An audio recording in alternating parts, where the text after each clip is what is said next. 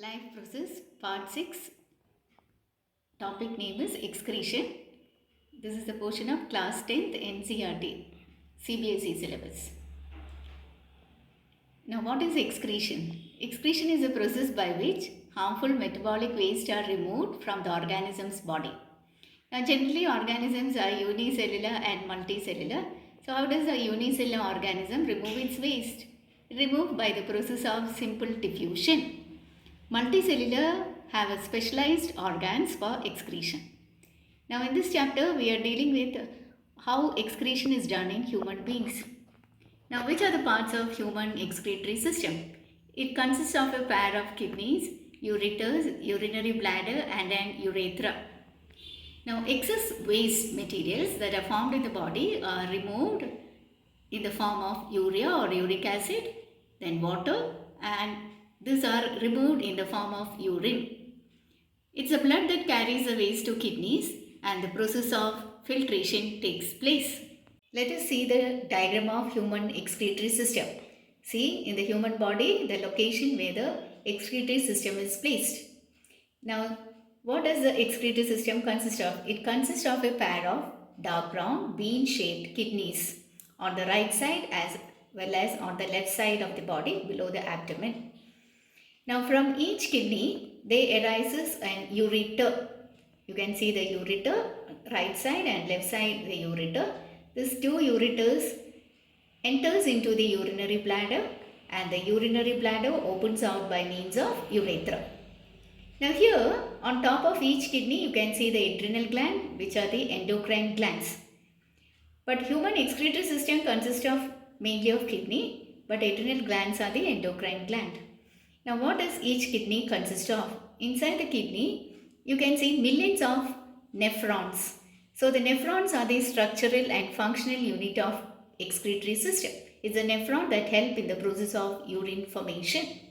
Now here in this diagram you can see the vena cava and you can see the renal artery which carries the blood. The renal vein and renal artery shown in the diagram. So excretory system consists of pair of kidney, ureter, urinary bladder and urethra. This is the urethra through which urine is excreted out. This is the diagram of the nephron. Now where is the nephron situated? It is inside the kidney. I told you the nephron is a structural and functional unit of the excretory system. It's a nephron that helps in urine formation. So let us see the structure of the nephron. The nephron starts with a Bowman's capsule, a cup-shaped structure called the Bowman's capsule. Into the Bowman's capsule, you can see the blood vessels entering and leaving. This forms a network called the glomerulus. So glomerulus into the Bowman's capsule, and from the Bowman's capsule, you can see the tubule, which is known as convoluted tubule. The first part is called proximal convoluted tubule. Then comes the U-shaped loop, which is a Henle's loop. And then it leads to the distal part, which is known as distal convoluted tubule. And finally, it opens into the collecting duct. So this is the main structure of the nephron, which is a functional unit of the kidney. So the process of urine formation takes place here. How does the process of urine formation takes place? Let us see. This process takes place in the nephron. So nephrons are considered to be the structure and functional unit. Now the process of urine formation, it takes place in 3 steps in nephron. Let us see the 3 steps. First step is process of ultrafiltration. Second step selective reabsorption. And third step selective secretion. What happens during ultrafiltration? The blood that enters into the nephron through the glomerulus, that blood carries waste materials. All nitrogenous waste materials plus water is present. So the blood is filtered in this cup-shaped part called the Bowman's capsule. Now once it is filtered, you can see that it moves down into the tubule, which is a proximal convoluted tubule, and then to the Henle's loop. So during this process you can see process of selective reabsorption takes place. Whatever body needs such as glucose, water, amino acid and some salts are reabsorbed into the blood. After the reabsorption, the third step is process of selective secretion. There is the secretion of potassium ion and hydrogen ions into the filtrate, so that the fluid that passes through the nephron, we call it as filtrate. Finally, the urine that is formed, all the filtrate moves into the collecting duct, and from the millions of nephron, the filtrate, from that filtrate urine is formed, and it is finally collected in the urinary bladder and passed out through urethra. Now, what is this artificial kidney? If suppose in a human body kidney is not functioning properly, it is not able to remove the waste matter, there is an artificial kidney that can be done. It is known as hemodialysis, another term for artificial kidney, through which the waste materials is filtered is by the process of hemodialysis. So in case of kidney failure, we can remove the nitrogenous waste with the help of artificial kidney. Here you can see the picture of how the hemodialysis takes place. From the patient's body, the blood is taken out and it is passed into the hemodialysing machine, which is the artificial kidney. What does this machine consist of? Inside this machine, you can see number of tubes.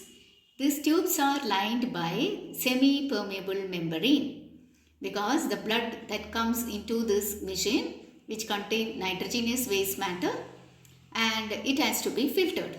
So inside this machine, it is loaded with a fluid called the hemodialysing fluid. The composition of the fluid is exactly similar to the blood, except that nitrogenous waste matter is not there. So when the blood that carries with the nitrogenous waste, it is filtered through the semi-permeable membrane of the tubes. So all the nitrogenous waste matter is removed and it is collected out, while through the other you can see that new fluid can be taken in, can be delivered into the machine.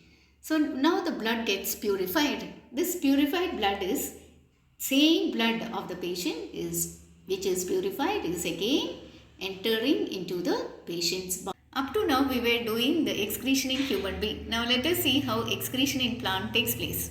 In plants, excess water is removed by the process of transpiration. It takes place through the stomata present on the leaves. So stomata is a small opening seen on the leaves. Through that transpiration takes place. Now what about oxygen? Oxygen is produced during photosynthesis. At the time of photosynthesis, plants utilize carbon dioxide and give out oxygen. But whether the oxygen is released out? No, the oxygen is actually utilized by the plant during respiration. So after respiration, you can see that carbon dioxide is released. If excess carbon dioxide is produced, it is removed again through the stomata. Now what happens to the plants when they collect excess waste such as resin, gums? Some plants produces resin, gums as a waste. It is stored in xylem, which is the vascular bundle. Now what happens in the plant? Unlike human being, you can see that in plant, older leaves falls off where waste materials are there. So leaf falling can be considered as a type of removal in plant, that is a removal of waste. See, so this is the topic in this chapter, excretion. The chapter life process is over, and my dear children, please like and subscribe my channel. I will be doing the next topic.